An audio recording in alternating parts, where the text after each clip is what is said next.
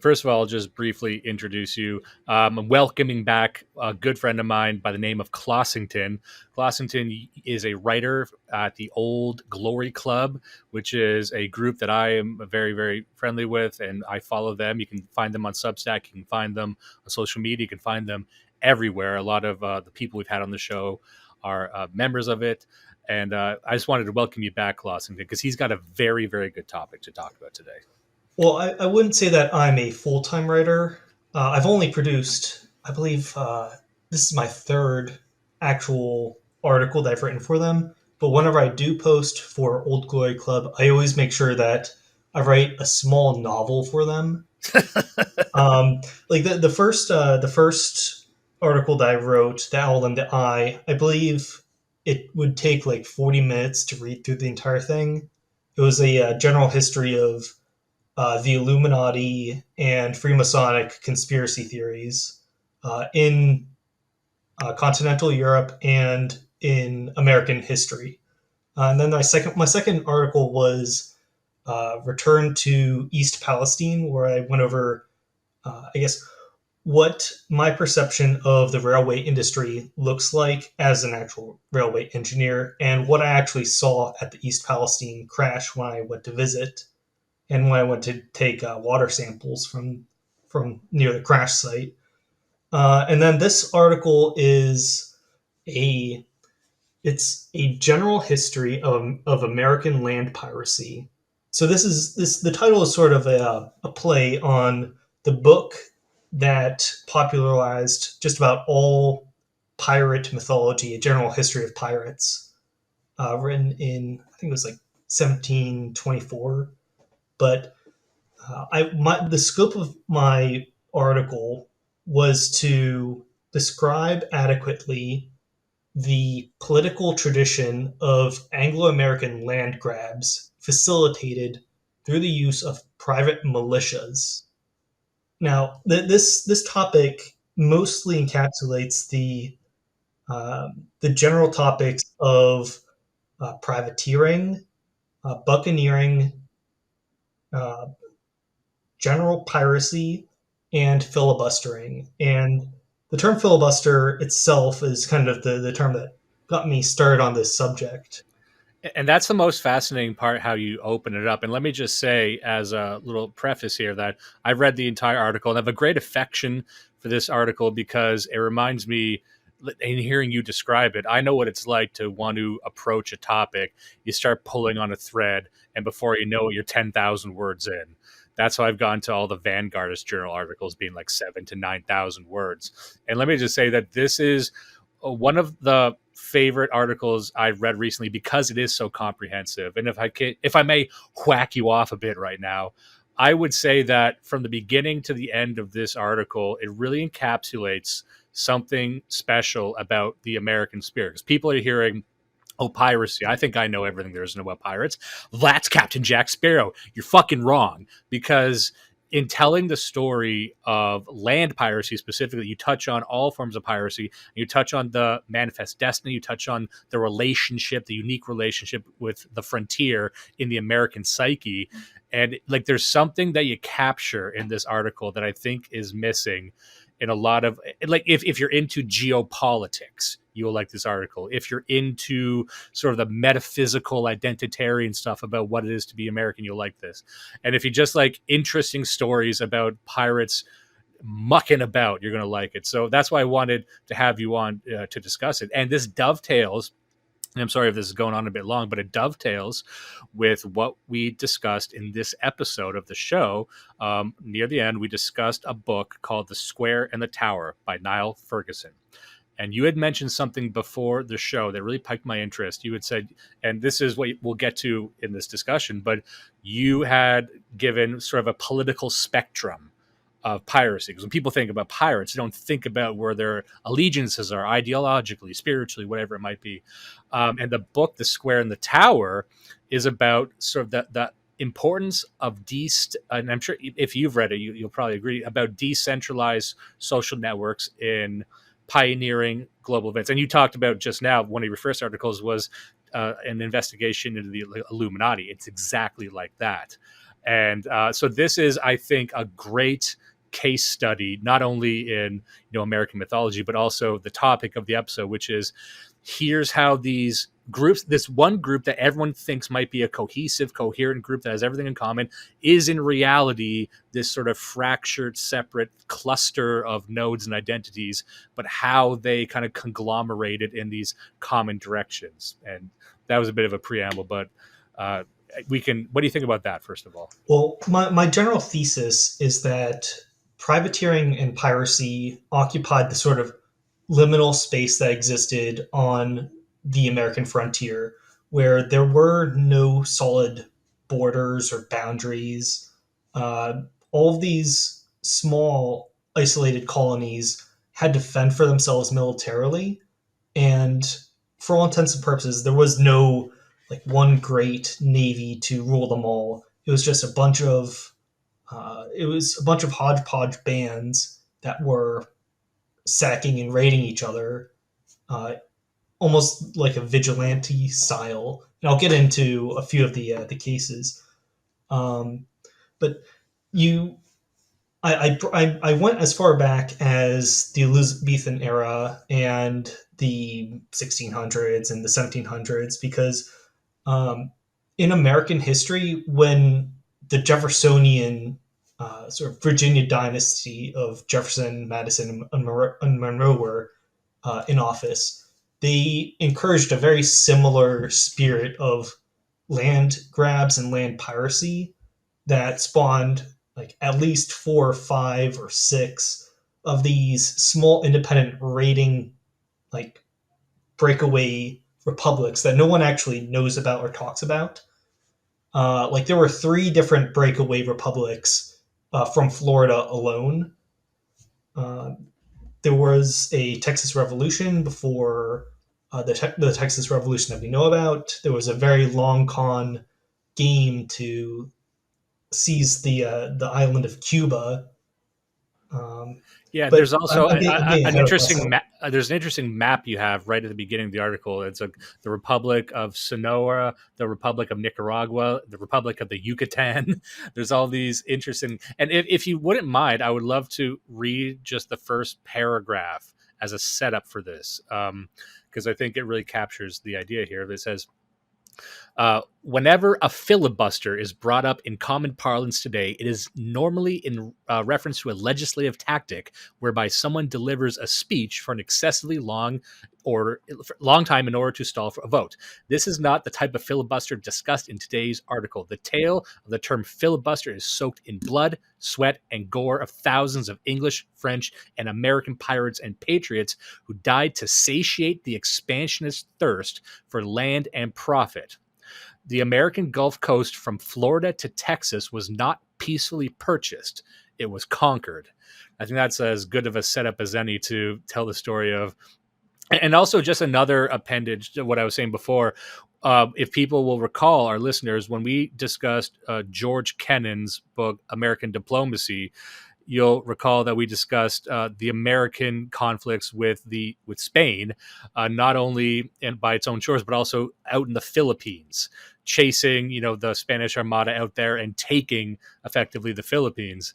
And the claim in the book, and a lot of people believe that was sort of the kickoff of unilateral American expansionism just for the sake of it because it felt good.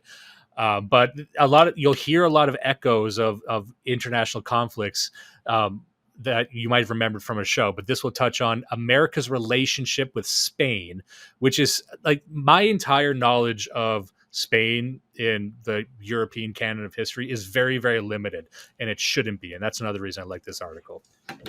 Well, I guess there are two places that I could go. One is the origin of the term filibuster itself, and then there is the relationship that the Anglos have had with Spain since the Protestant Reformation in England, because those are the two main like sort of topics that I dance around.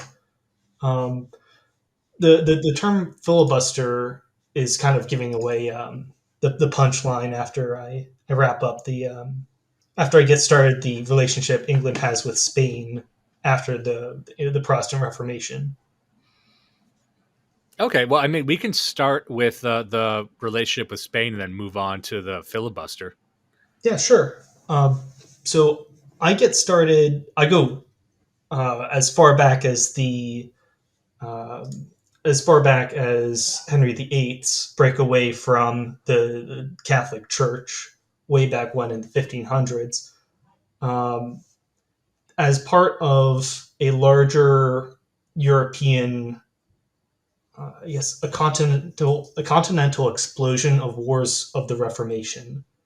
Um, And in the ascension of Henry VIII, the harsh execution of many Protestants, many of whom were nobles and professors uh, by Mary the First, and then the ascension of Queen Elizabeth the First, there was a essentially, England burned all of its diplomatic ties to Spain. Mary the First tried to marry a Habsburg from Yeah, Spain. because they were upset But, about the encroaching Catholicism. Was that the story there? well, that's part of it. But the two original generations of Protestant reformers in England were absolutely terrified of the Habsburgs. Um, like one of the examples I gave was Fox's Book of Martyrs, which is a massive tome. I believe it's like 2 million word like tome. It's just a list of every single major Protestant martyr in England and on continental Europe, and it includes all sorts of horrific stories. I listed the Guernsey martyrs, three Protestant women that were burned to death. One of whom was giving birth at the stake, and there's a really visceral image of her throwing out her baby. Uh, and then legend has it that the mean Catholics that were persecuting her threw the baby back into the fire. But these Protestants were absolutely terrified of the retribution uh, that the Catholic Church would do against them if they seized power on the English throne again. And so Queen Elizabeth surrounded herself with all sorts of rabidly pro-Protestant English nationalists. And one of these circles was the Devon clique. So these are three adventurer. Well, I'm only going to touch on three, but the three major ones are Sir Francis Drake, Sir John Hawkins, and Sir Walter Raleigh. So these were sort of the OG early English privateers, raiders, and traders. Um, Sir Francis Drake, he's famous for circumnavigating the globe. And while he was circling the globe, he raided Spanish settlements and picked off Spanish galleons.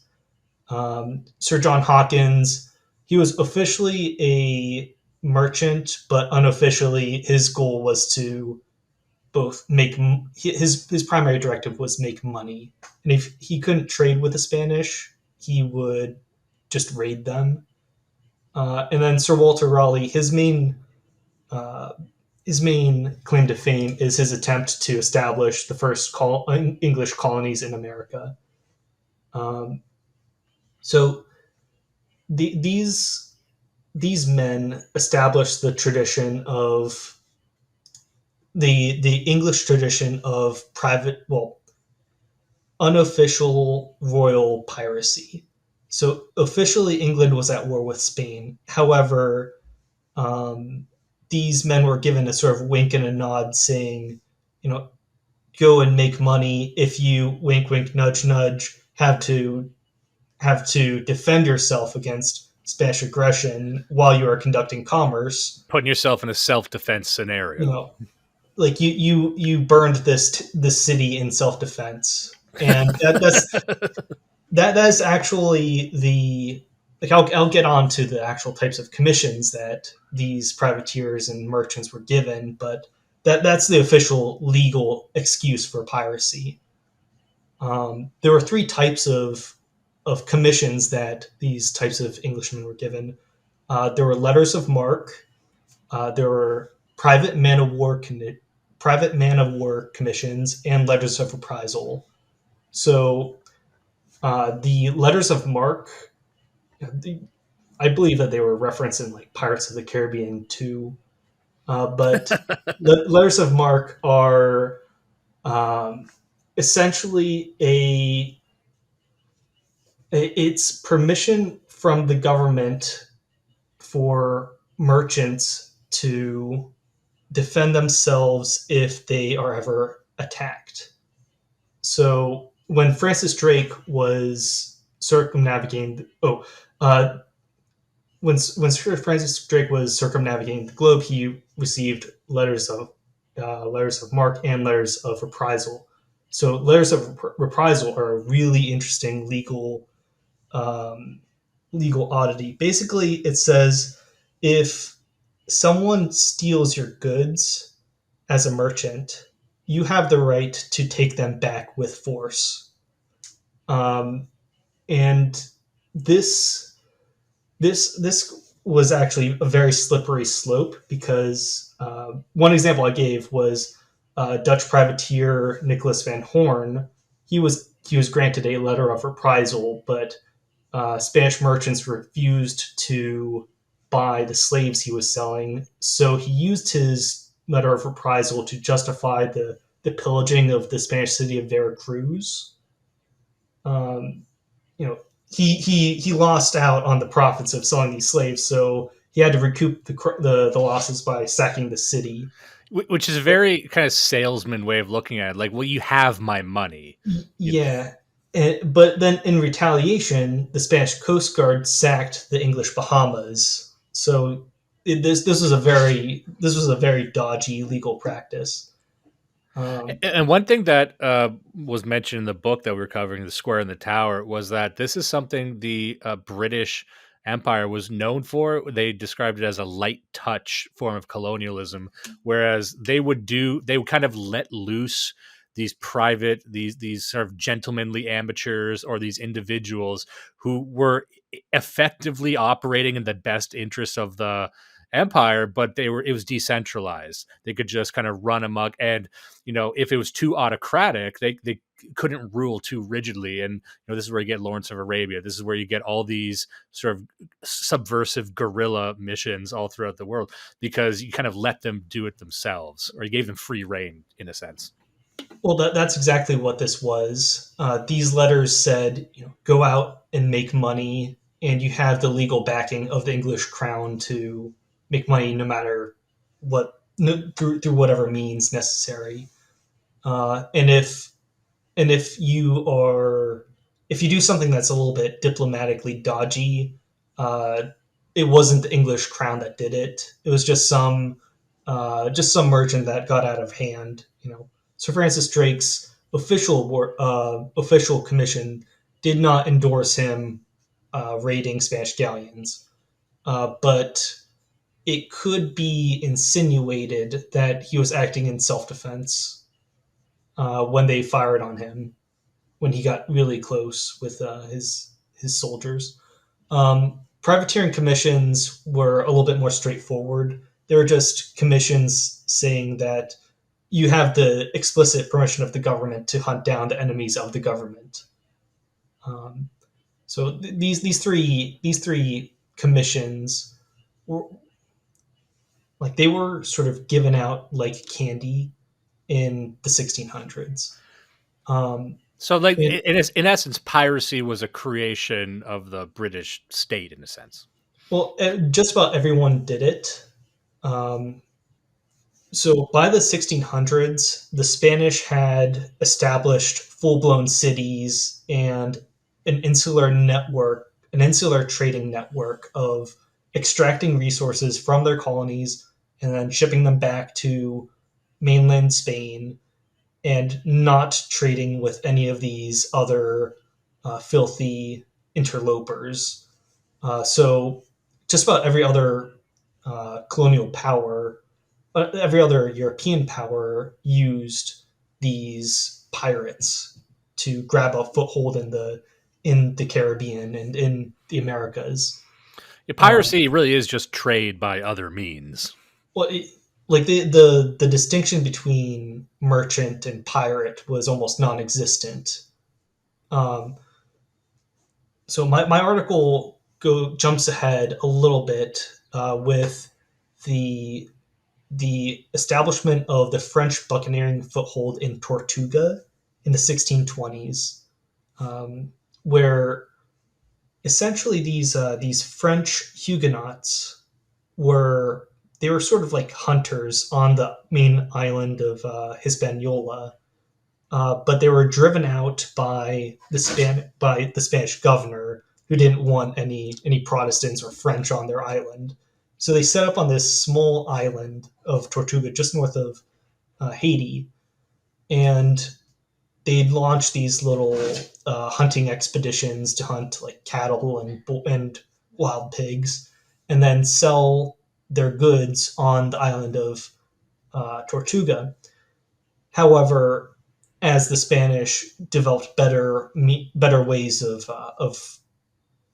uh, of growing their own food for themselves, they didn't need to rely on these hunters and their sort of beef jerky stall, like off the coast of Hispaniola, like uh, and because these French hunters no longer could rely on the Spanish, smug like uh, they couldn't rely on the Spanish black market for their meat, so they turned to something else. They turned to piracy, essentially. And under a few very nasty characters, like I brought up, his name was it's like Levasseur. He was a French governor sent to Tortuga, bait to actually civilize the island. But instead of civilizing the island, he created a star fort and became a sort of king of the pirates, a king of the Brethren of the Coast, where he encouraged these buccaneers to go out and raid and bring all their loot back. And under Vasseur's um, tyranny, he created this awful fort. He imported prostitutes. He encouraged all sorts of debauchery. He imported wine. Um, like rum wouldn't become a staple until the 1700s, and he was able to fend off a massive Spanish invasion for a little while, until they were eventually dislocated. But it was a very good ride while it lasted. And whenever the French tried to uproot this little haven of pirates, the pirates would just flee to the woods of Hispaniola and then come back a year later. Um, but eventually, the English were able to actually gain a foothold in the Caribbean. After the English Civil War, instead of having these massive armies of veterans sitting on their hands waiting to coup him, Oliver Cromwell sent them to invade the island of Hispaniola and take it for England. However, uh, this backfired. It was just way too heavily fortified. So instead, they took over the island of Jamaica with about an army of 7,000 troops, led by William Penn. Uh, William Penn the Younger would later on found Pennsylvania. Um, but this force in Jamaica, they they were more or less pirates themselves. Like as soon as they seized the island of Jamaica, they turned around uh, and recruited like these French buccaneers from Tortuga and used Jamaica as as a sort of landing, as a sort of rallying point for these crews to develop that they'd then use to raid Spanish cities along the Caribbean. And that's how you get Port Royal as the sort of notorious haven of buccaneers. And the most famous of these buccaneers was, of course, Henry Morgan, who led an army of over 1,000 of these buccaneers to sack various Spanish cities in Panama. And then Henry Morgan would eventually become the governor of Jamaica himself. So, This so would this was effectively a war against Spanish territory. Well, just about everybody hated the Spanish at the time. Like there were many French and Dutch and even Danish pirates who were officially just simple merchantmen and privateers that if one of the if you were a Frenchman and France was at peace with Spain, they just pick up an English privateering license and just put on that hat and attack the French anyways, attack the Spanish anyways. Um, this was the 17th century was a time of religious conflict where just about everybody was at war with everyone else, and if your nation wasn't at war with Spain, someone else was, and someone else was willing to grant you a privateering commission to go after the Spanish. And the Spanish weren't like completely innocent themselves.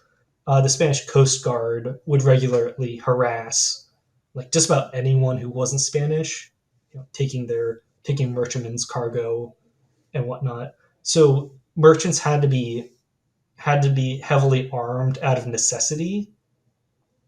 So these merchants, if they saw a Spanish ship, they just take it themselves. Um, but eventually, the wars of religion sort of died down a little bit after the 30 Years' War and after uh, the Glorious Revolution.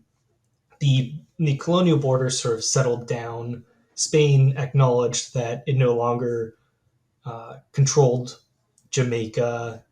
Uh, uh, France gained its own foothold in Haiti, Saint Domingue, and eventually these buccaneers would become. They'd use their pirate profits to become wealthy planters in their own right, and so a lot of these, I guess, poorer pirates looked to other means to make a living.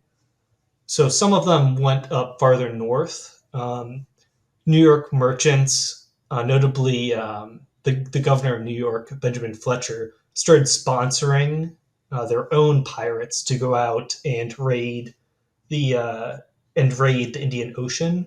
This would be called the Pirate Round, uh, where um, where the most famous of these pirates was Henry Avery, who was able to capture the Raj or the emperor of the Mughal Empire's like Hajj ship, his like uh, luxury barge.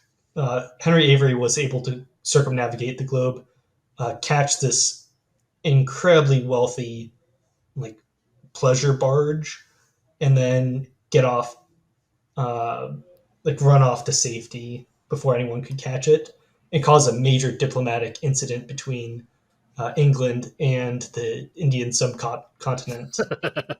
Um, if I remember correctly, after Henry Avery seized this giant pleasure barge, uh, the East India Company's base in Bombay was completely shut down by the Indians. They were like, "We don't want anything to do with these English," and so the English had to set up an international manhunt to get rid of this character.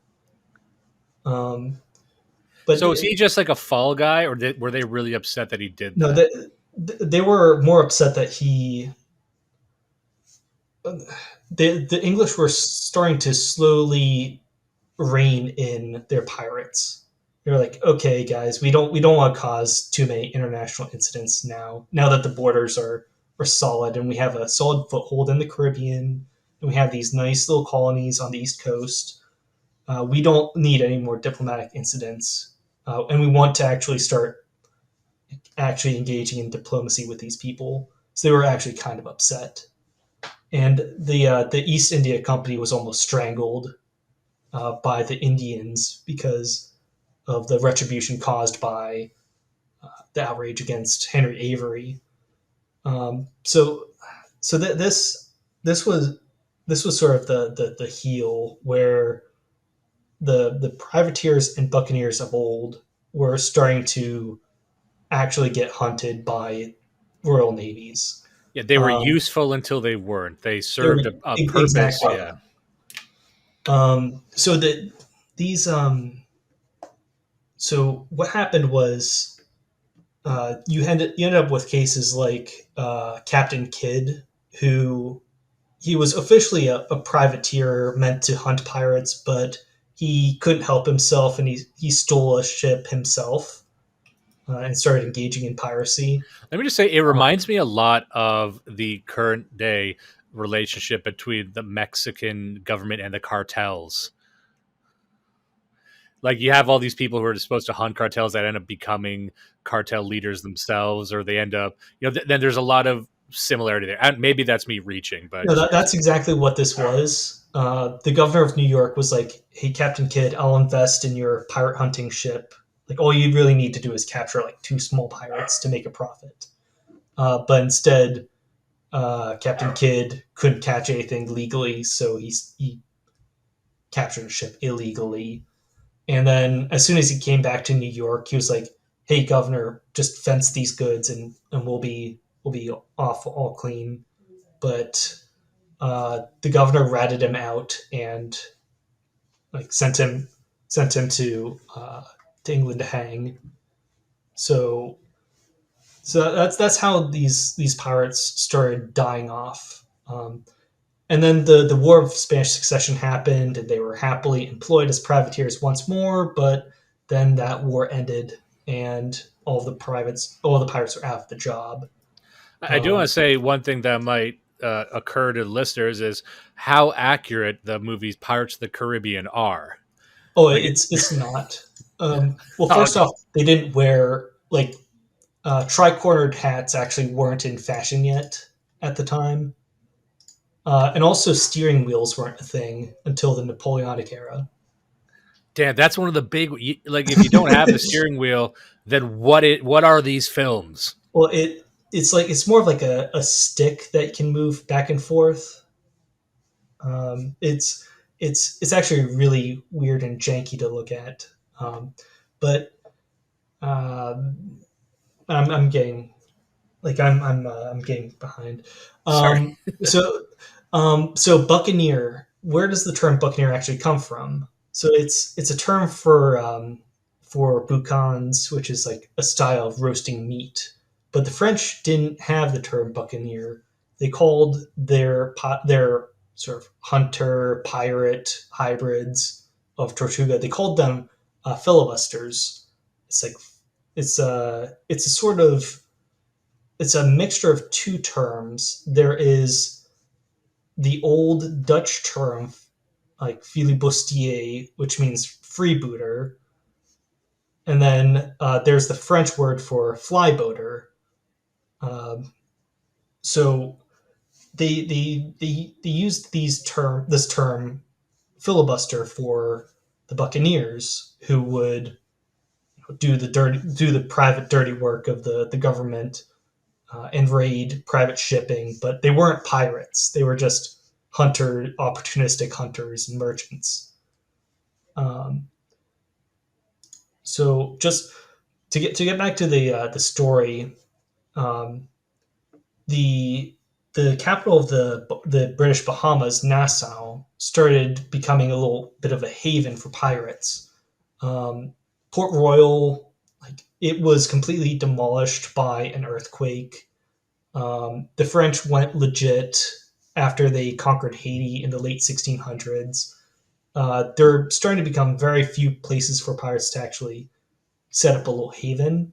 And in 1713, the pirate Henry Jennings started making his own little pirate commonwealth in Nassau.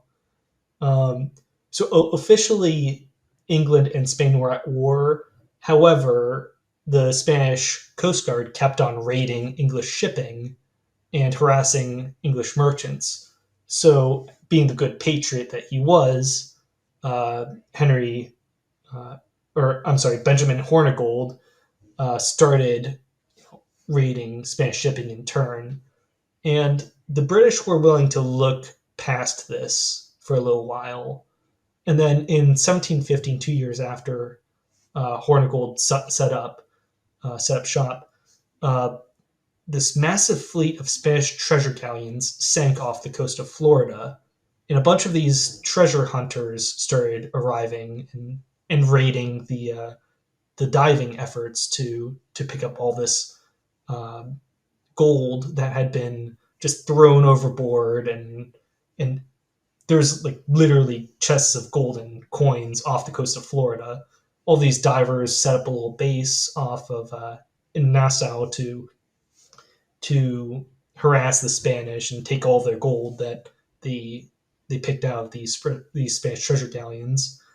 And a mixture of these divers, treasure galleon like wreckers, and opportunistic pirates started creating what's called the Flying Gang, which is the most famous confederation of pirates of all time. Um, so the sort of basic model of these pirates was Captain Hornigold would plunder Spanish ships. He would fence his goods to his merchant friends John Cockram and his Nassau friend merchant Richard Thomas. Then Cockram and Thomas would sell their goods illegally, like they'd sell the pirates Hornigold gave them to merchants in Charleston, South Carolina, and in exchange for those goods, the people of Charleston would give them like rice and provisions that the merchants would then sell to the residents of Nassau. So there was a perfectly functioning little economy based on piracy and fencing pirate goods, and the Carolinas, like they needed all the economy that they could get. Like the American colonies, they they they fully embraced being fences for pirates until the pirates started raiding them. Um, like they were glad to have a fresh infusion of cash, like Spanish gold, Spanish dollars, flooding their markets and having all this trade go into their little markets. So the English were willing to overlook it, but then the political Jacobites started showing up. Um, in the spring of 1716, Henry Jennings showed up. So up until this point, Hornigold had a pretty tight grip on the pirates. You know, Hornigold himself was the son of English Puritans. He was a loyalist. He only went after Spanish ships. He never went after English ships. But Jennings was politically a Jacobite. He supported the deposed Catholic King Charles II against the Protestant interlopers. So he had no problem raiding British shipping, and Jennings had his own contacts in Jamaica that would fence his own goods. So you ended up with a sort of pirate political compass where you had more Protestant, loyalist leaning pirates like Benjamin Hornigold, Cockram, Thomas Tew, William Dampier, Black Sam. These pirates would fly the Union Jack just to show that none of these pirates really flew the Black Flag. That's a misconception. They always they always flew the colors of their country, and then they flew the red flag whenever they wanted a ship to pull over, saying like we're going to be violent against you. And then they only flew the black flag whenever they meant no quarter, we're going to kill you all. And they didn't really do that often, if ever. Like most people give up without a fight. And you had made a point before we were talking that some of them were aligned with the Jacobins, and there was a great many pirates that had different sorts of allegiances from different sorts of countries, right? Yeah. So whereas you had like pirates that flew the Union Jack, you also had pirates that flew the old English flag with St. George's cross. So these Jacobites, these rebels, were predominantly Irish and Scottish, sort of ethnic, like people of ethnicities that have a gripe against the English.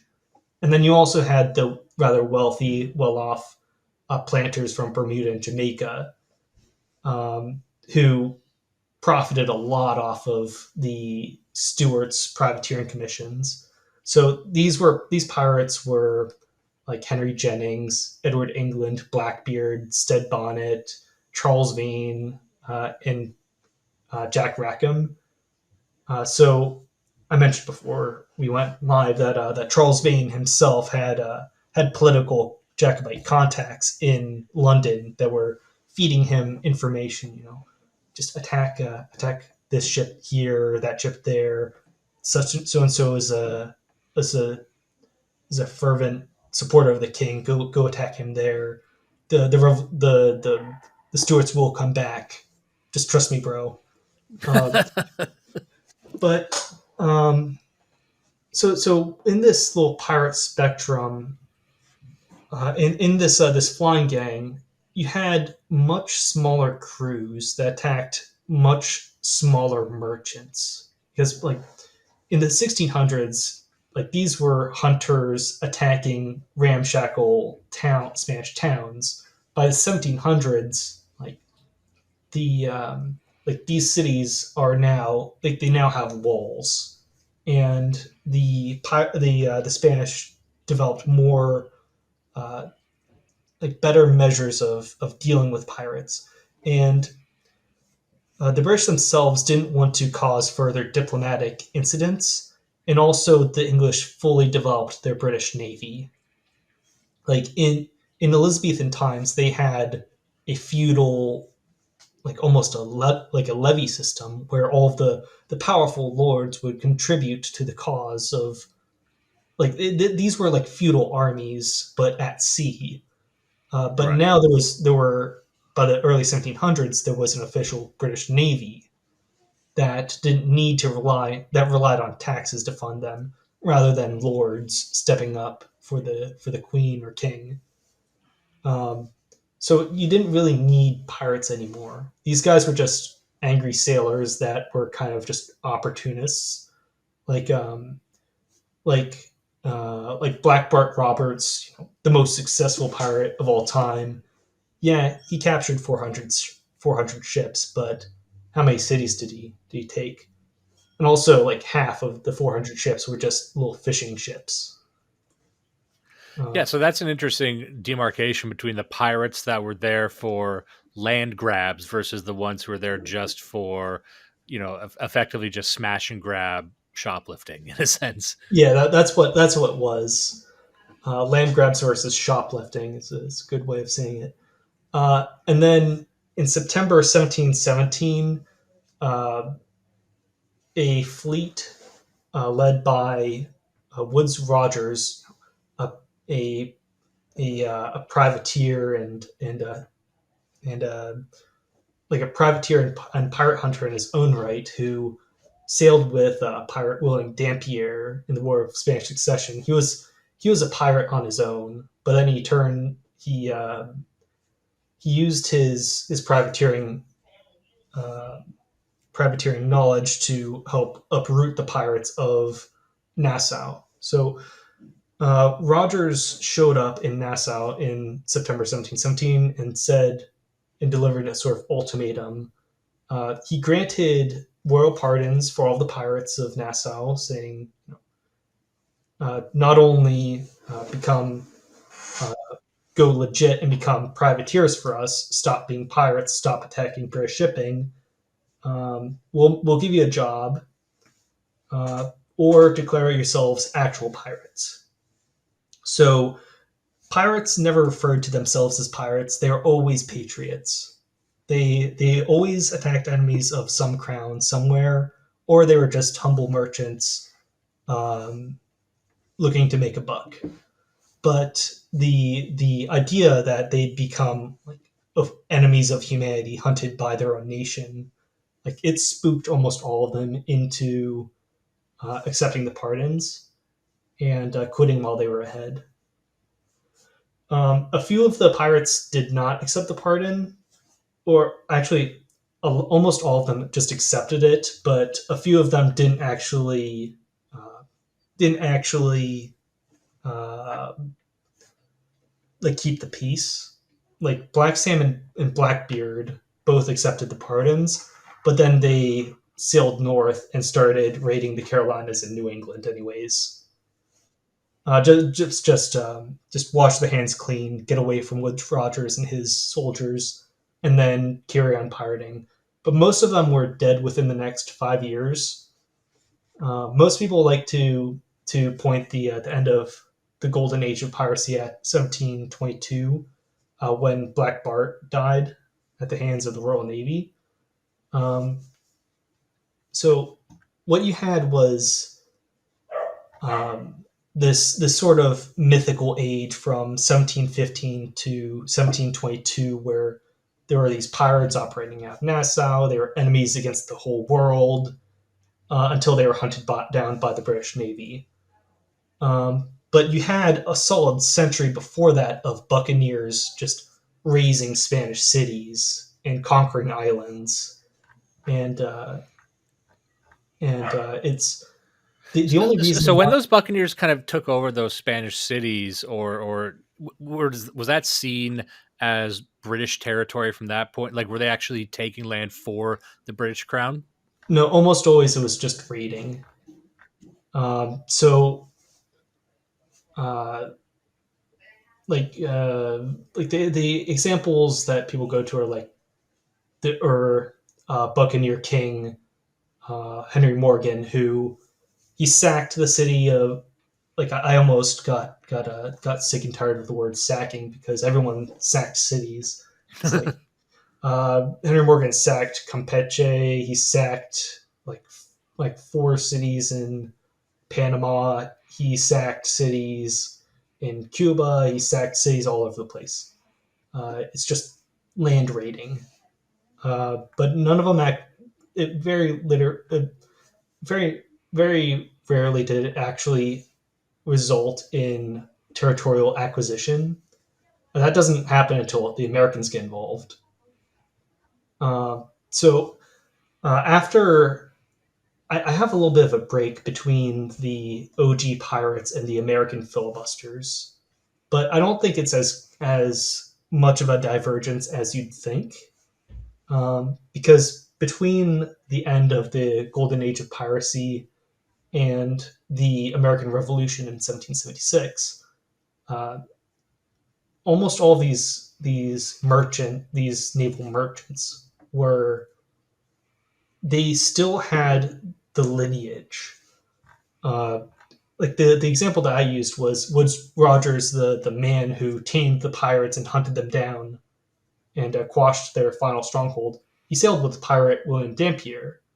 Dampier sailed with Buccaneer Bartholomew Sharp, and Bartholomew Sharp sailed with Henry Morgan, and Henry Morgan learned what he knew. He learned how to raid from feral French hunters, and between the golden age of piracy and the American Revolution, as soon as the American Revolution kicked off, and George Washington started selling privateering commissions, uh, New England merchants, like almost right away, started buying up these commissions like candy. and converting their merchant ships into pirate ships themselves.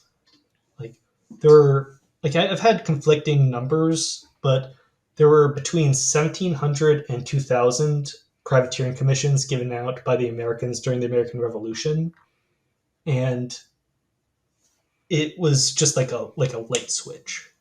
Like as soon as the American merchants knew that they could make money off of raiding British shipping, they did, and they readily embraced it. Um, and America, in and of itself, was kind of a lawless land. Like west of the Appalachian Mountains was completely uninhabited territory until you get to the French. I mean, until you get to French New Orleans and Spanish Mexico. So I'm going to jump ahead a little bit after the French Revolution, after the American Revolution. So the administration of Thomas Jefferson, James Madison, and James Monroe.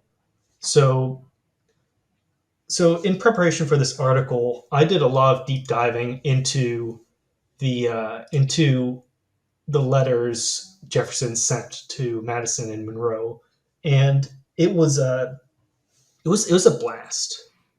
Jefferson is such a weird guy. Like he was also kind of like a godfather like figure who from his little estate in Monticello, he'd say like, "Hey Madison, like with like 200 dudes, you could take Louisiana just like that. Hey Monroe, just a thousand guys in Texas. That's all it takes." Um, and I Just like actually, trying to get guys to do piracy for him, right? yes, that's exactly what he did. Um, like I brought up a note, or I brought up a letter that Jefferson sent to Madison in 1809. He was like, "Yeah, uh, if Napoleon doesn't give us Florida, like we can take it ourselves, no problem." And I'm sure Napoleon wouldn't mind if we stole Cuba as well. You know, it's we of course pay him, but if it didn't work out, you know, we could take it. Like I'm sure we could. Also, thanks for the squashes from Maine. They taste really good.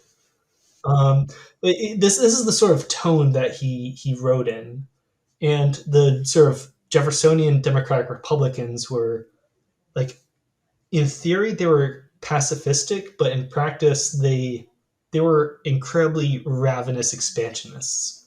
Like I found a letter that he sent to Monroe, where he was like, he was like, yeah, with only 1,000 men, we could take the Spanish land of the Del Rio, which is like Texas. Um, but Now, is this prior to the concept of manifest destiny? Because you do talk about that in your article. so that comes about 4 decades later.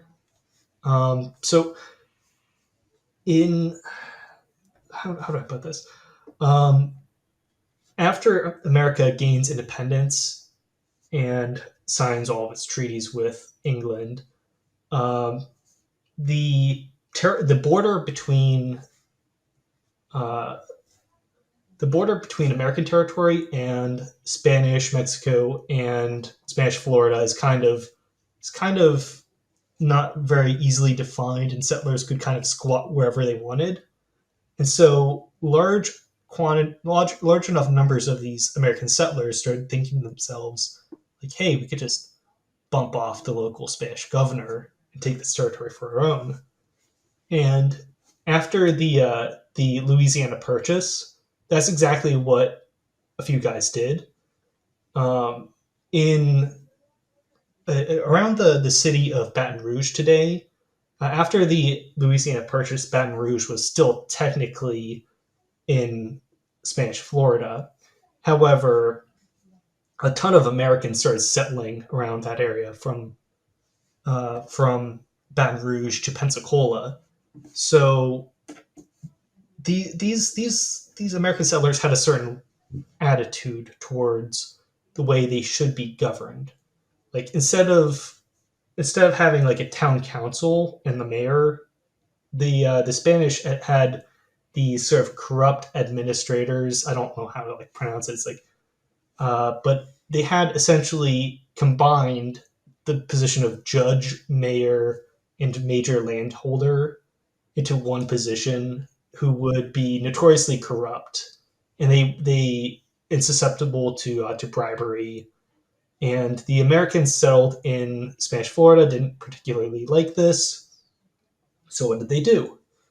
Well, in September 1810, about 80 rednecks formed a militia and then bum rushed the Spanish fort in Baton Rouge and declared themselves the Independent Republic of Florida. And then they were able to hold out for a little while. They elected Fulwer Skipwith as governor of their independent state of Florida. Um, Now, Skipwith is a fascinating figure in his own right, but I just didn't have the I didn't feel like going too deeply into his history. Um, so most of the Americans kind of knew, like, hey, we need to get admitted to the U.S. as soon as possible, or the Spanish are going to send some soldiers from Cuba to completely wipe us out. Uh, so um, so in December, only like 3 months after they declared independence, Madison dispatched like 300 soldiers from Louisiana to annex West Florida. Now, initially, Skipwith did not want to and held himself up in the fort in Baton Rouge, but eventually he gave in, and Madison annexed Baton Rouge. Um, Meanwhile, in East Florida, uh, President Madison started he tried to fund several expeditions to seize Florida for himself. Now, Florida and Georgia and South Carolina have sent raids against each other for like a solid 200 years at this point. Like the first governor of Georgia tried to invade Florida and failed. Like Spanish Florida has sent raiding parties themselves up north. So this isn't really new, but Madison sent a group led by General George Matthews to attack this one Florida naval base that had been used by British warships to do all sorts of nefarious things before the War of 1812 broke out. The Spanish Florida was also very sparsely populated, and they didn't actually control their natives very well. So a ton of slaves from Georgia started migrating to Florida, and a lot of the hostile Seminole Indians uh, made a little base in Florida and started raiding American towns, and then fleeing back into Florida for diplomatic protection. So Madison was like, okay, we can try and coup Florida ourselves the same way we did with West Florida. We can do it with East Florida. But they only really got, I'm not sure how far it is. I think it's like 20 miles into, I think they only got about 20 miles across the Florida border. They were able to take Amelia Island with about 250 soldiers, but then they turned around and were like, okay, we can't do this. We can't take the entire state with 250 guys.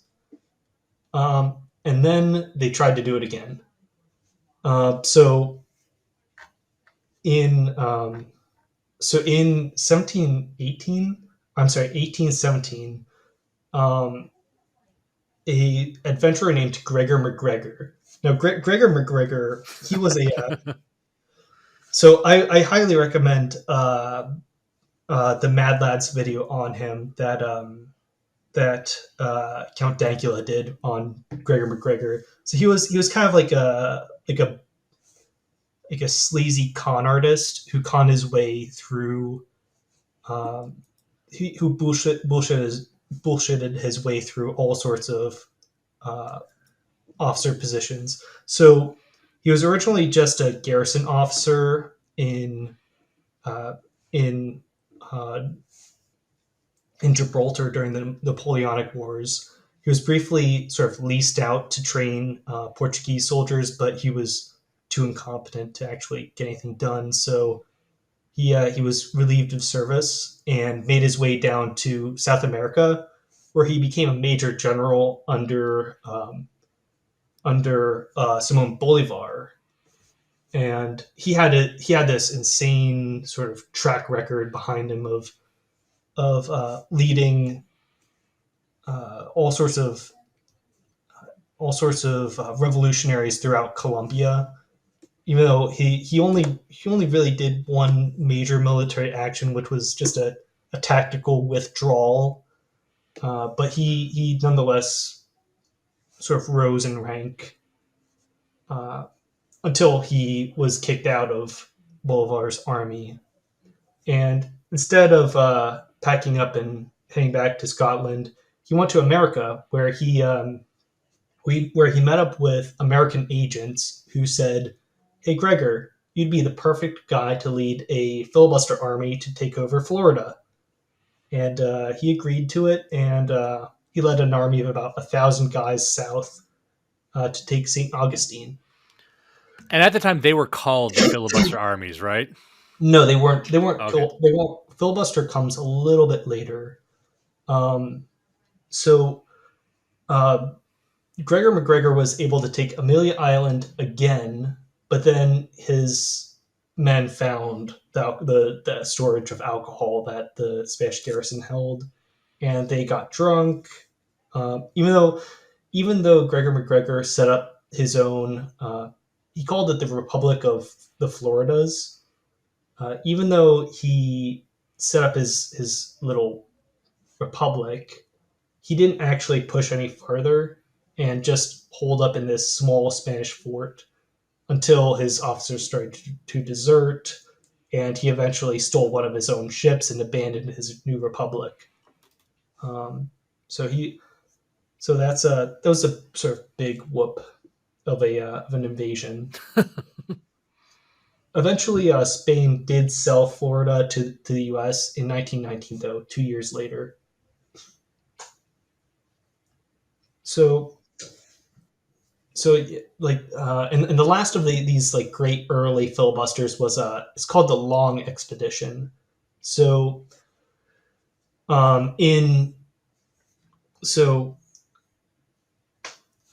everyone knows about 1836 in the Alamo and all of this sort of and all of that. Everyone loves the Alamo, but what people don't really know is that about 15 years earlier in 1821, James Long and about 200 Mississippians, including James Bowie, tried to take over Texas themselves and set up their own Republic of Texas. They only got they were able to push very far into Texas, but eventually they were pushed out by an army about 2.5 times their size. Uh, James Long tried again about a year later with only 52 men, but after a couple weeks, he was defeated by a local garrison and executed. Um, so these shenanigans, they sound very, instead of raiding and pillaging, they were more open land grabs by an opportunistic bands of American pioneers almost. Yeah, and they're seeking out be like funding, or rather that the people who want to take the land are just finding again these agents to go out and just do it. Right. And the great pinnacle of this early And let phase me just was, ask you a quick: like, are these viewed as acts of war by anyone? Because effectively they are, right? well, so the first Republic of Florida, the one around Baton Rouge. So the the justification for America annexing that territory was that uh, part of it was on the Mississippi River watershed. If you want to read the Louisiana Purchase in a certain way, it was America's land anyways. The border wasn't completely set in stone. Like, we could totally just annex this small republic. And then the other invasions of Florida were kind of covered up by saying these were just like anti-Indian raid, like uh, Indian response forces, um, like Andrew Jackson, for instance. He blew up a fort containing escaped slaves and hostile Seminole Indians that was inside Spanish Florida, and that caused an actual diplomatic incident. And American, well, there was a very famous debacle that happened where Andrew Jackson executed two British spies, or suspected British spies, who allegedly were arming hostile Indians who were killing Americans. So uh, this did actually cause a major diplomatic incident. It eventually This was actually seen in the polls where John Quincy Adams was able to gain the presidency and set up a little bit more of a pacifistic foreign policy, as opposed to the belligerent filibusters that Jefferson tried to egg on. It's interesting. And you mentioned this near the end of the article, and this is what made me so interested in this piece. And you actually mentioned Cormac McCarthy's Blood Meridian, which is a novel that we've brought up a few times on the show because I read it not that long ago. But as you're describing this, like the entire arc of that story is taking place in this sort of negotiated frontier zone, and with the approval of the government's expect, like, I want you to go out and start killing Mexicans. But you have this line at the end that says, wherever there are lawless frontiers, there will always be privateers, buccaneers, pirates, and filibusters. And once again, what I found so engaging about this piece was, contrary to the popular understanding of the pirates, and sure, there were obviously, to your description, pirates who were just outside the law, but it seemed that during some of the largest windows where these pirates were at their peak, they did so with the approval and assent of these governments. Whereas now we tend to think they're always apart from the governments, but they seem to only exist insofar as they're permitted by the governments until they're not useful anymore. And that they're always used in the context of populating a frontier zone. And that is the parallel that's being drawn between the golden age of piracy and what we see in America. Would that be accurate to So say? yes, that's exactly what it is. So, uh, Blood Meridian by Cormac McCarthy is a very dark book, but very early on there is a monologue given by a American filibuster. His name was like Captain White. So Captain White tried to lead a sort of militia to take the Mexican province of Sonora. So Captain White justifies his filibustering mission, something like along the lines of America was able to seize this territory in the Mexican American War. And as soon as we gave it back to Mexico, and we did not annex Mexico, they they led that province into the ground. To quote the book, we fought for it, lost friends and brothers down there, and then by God, if we didn't give it back to a bunch of barbarians, that even the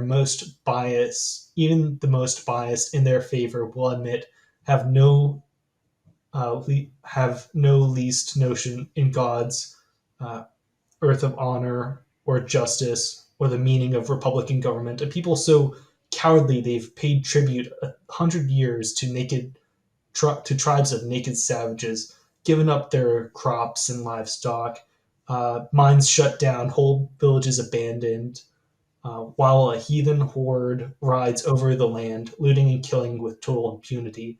Not a hand raised against them. What kind of people are these? The Apaches won't even shoot them. Do you know that? They kill them with rocks. What we're dealing with is a race of degenerates. There is no government in Mexico. Hell, there's no God in Mexico. I Never love will that be. line. I love there's no God in We are Mexico. dealing with a people manifestly incapable of governing themselves. And do you know what happens with people who cannot govern themselves? That's right. Others come in to govern for them. And this is the exact justification for, well, that's a philosophical justification for these land grabs in Florida, Louisiana, and Texas, where in Texas was completely depopulated by the 1830s due to the Mexican War of Independence. Thousands upon thousands of people died in Texas, and then to fill the void, the Comanche tribes of like just north of Texas began raiding south and completely depopulating the land of Texas. So to bolster the population, Mexico invited Americans to act like a buffer between their more profitable settlements and between their more profitable settlements and the Comanche raiders.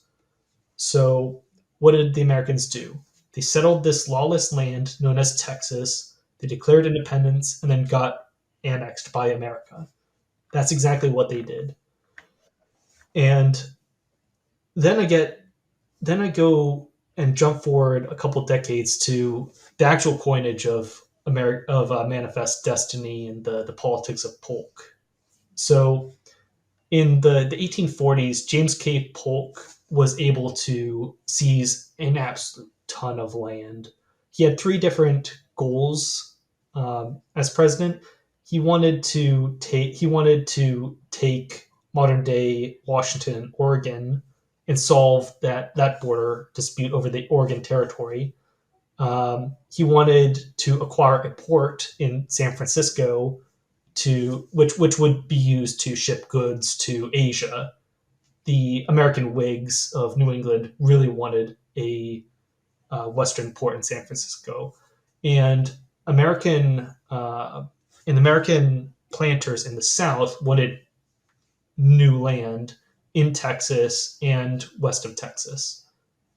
So Polk appealed to just about everybody and tried to quite belligerently bully other countries into giving him territory.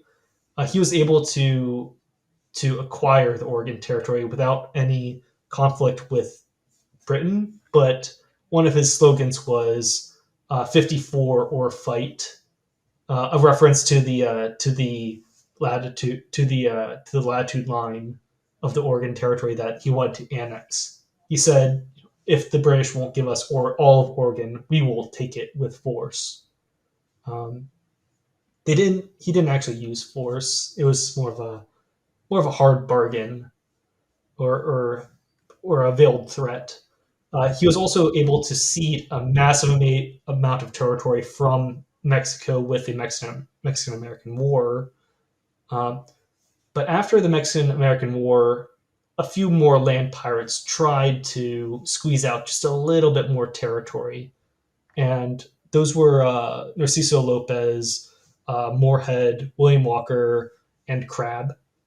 So Narciso Lopez, his main shtick was seizing Cuba for America. Now, ever since we had President Jefferson, we've been angling to seize Cuba for ourselves. Um, and what Narciso Lopez did was he ingratiated himself. Well, Lopez himself was originally a Venezuelan son to wealthy planters, but after Simon Bolivar seized Venezuela, he was exiled and found himself in Cuba.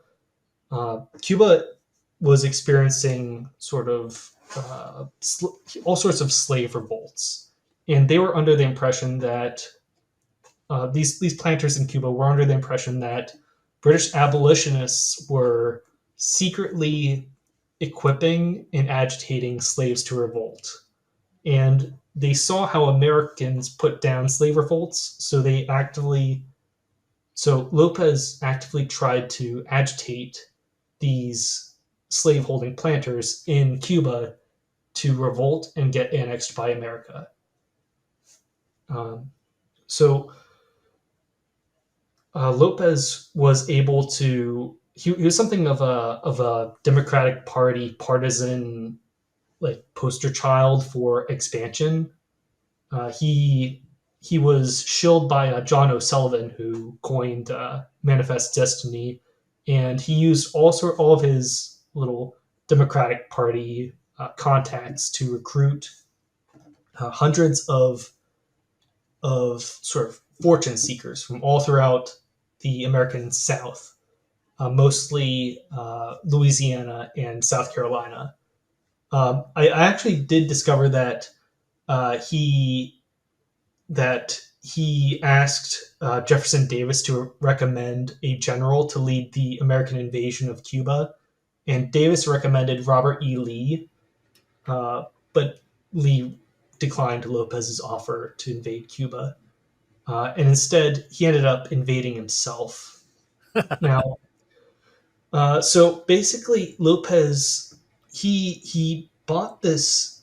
I can only describe it as like a yacht, almost this massive like yacht, and he packed 600 of these good old boys into this little yacht, and he was able to seize a like a smaller city in Cuba, but then it turned out that the local planters didn't actually, like, they weren't actually going to revolt, and there was no, like, George Washington, there was no like underground network that was going to revolt as soon as Lopez showed up. And so he just packed up, and he fled as fast as he could before the Spanish could catch him, only being able to catch like one city. There's an insane story where his little yacht was being followed by a Spanish ship that almost caught up with him, and was only about a quarter mile from him before he reached the Florida Keys and got into American territory. Um, so he he he then tried it again a year later, but this time with even fewer men. He would The first invasion was 600 filibusters. The first one was 600 men. The second one was only 425 men.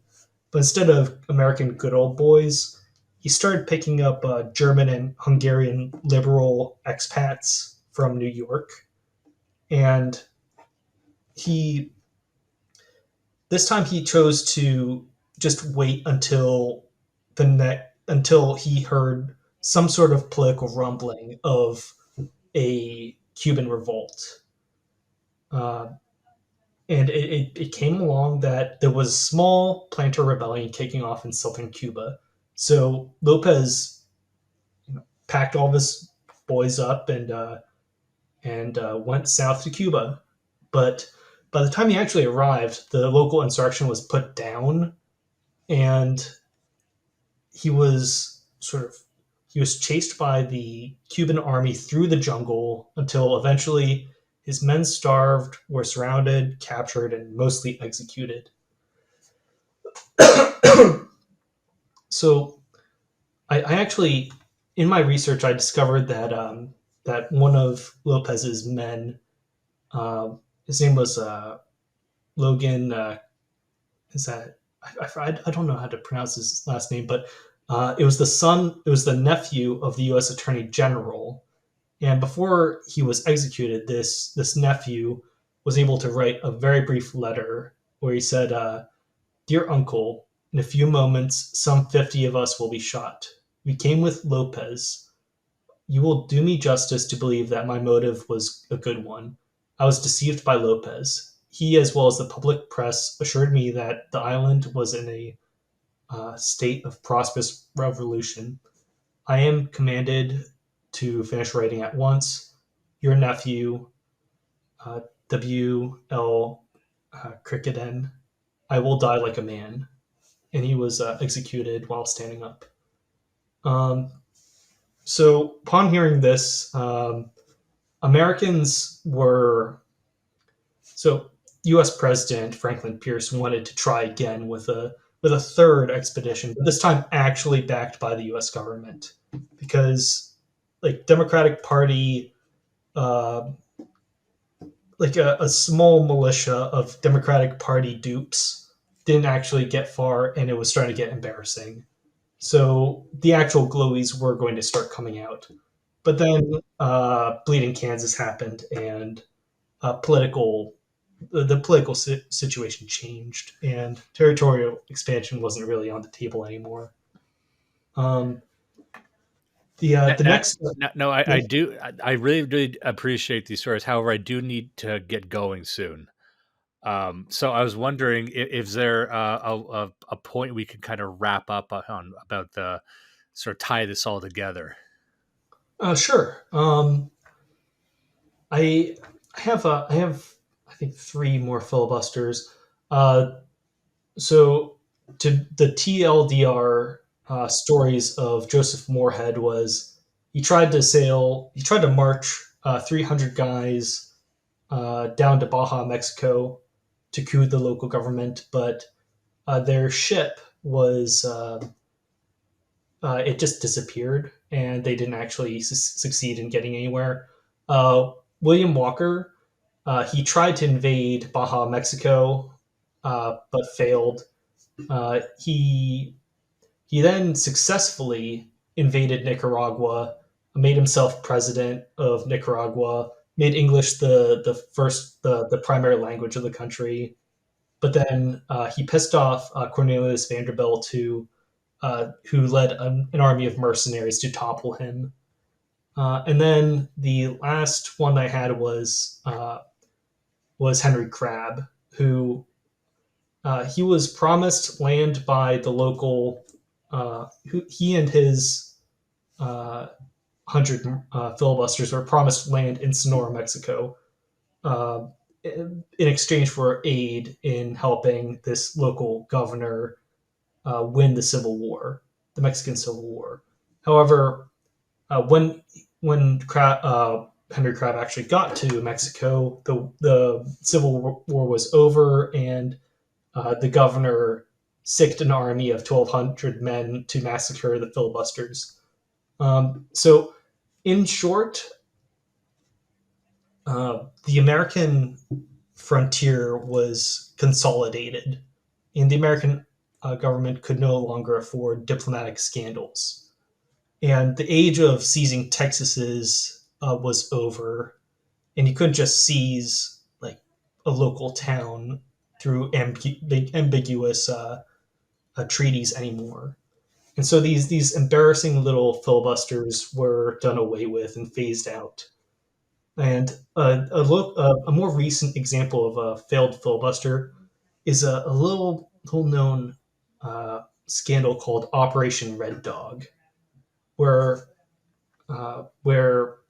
about a dozen guys on where about a dozen guys on a small yacht in New Orleans were going to coup the government of the island of Dominica, which you know, there's a very hilarious picture of this little yacht of three men in KKK hoods, two guys with like white power T-shirts, going to overthrow the government of Dominica, uh, with the knowledge of with the consent of several sitting Republican congressmen.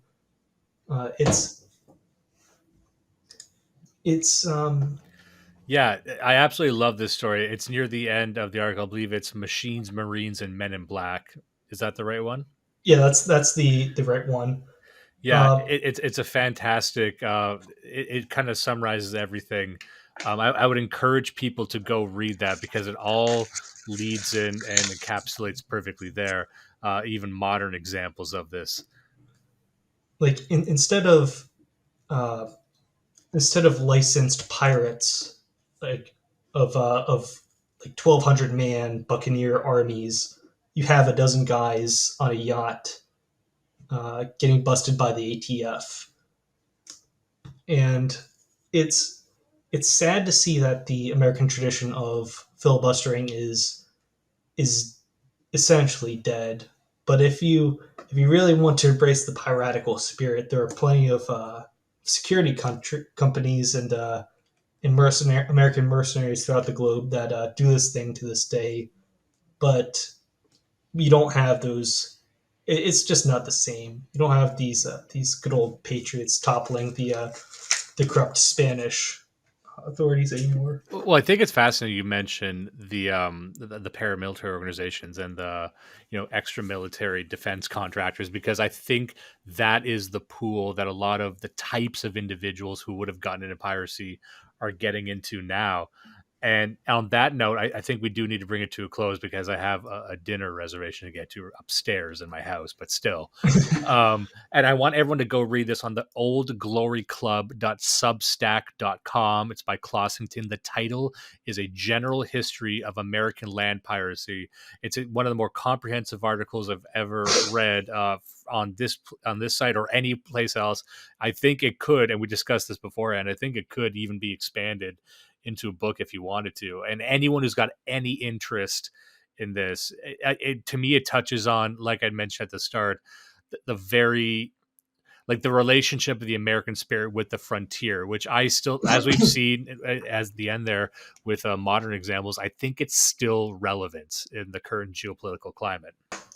That is quite right. Um, However, my original intent was to write a cozy article about pirates. Pirates are cool, and it's And it does have a lot of that. Like the stories are going to sound just like the swashbuckling shit that you'd expect. well, pirates are cool. Cowboys are cool. Why can't we just mix them? Yeah, like what are cowboys if not the pirates of the horse? Right. It's very Indo-Aryan, and I think that's a good way of putting a cap on it. And I just want to take the time to say thank you so much for taking the time to be on. This was a fascinating topic, and everyone go out and read that article as fast as you can. I think it's one of the more important and relevant ones that have been published in our space lately. Do not let the rapists win. Listen and love Blood Satellite.